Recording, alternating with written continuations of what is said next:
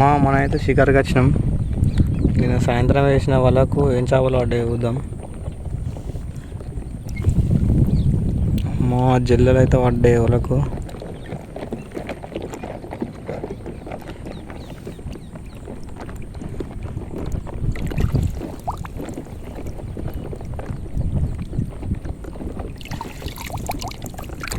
మనకైతే ఒక రొయ్య పడ్డది, ఇక్కడ పెద్దది టైగర్ రొయ్య పడ్డది.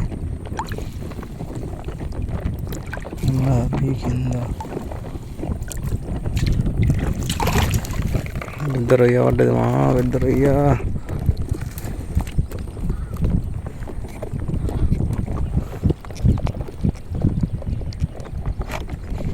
ఇది జల్ల, సిమ్డ జల్ల అంటారు దీన్ని.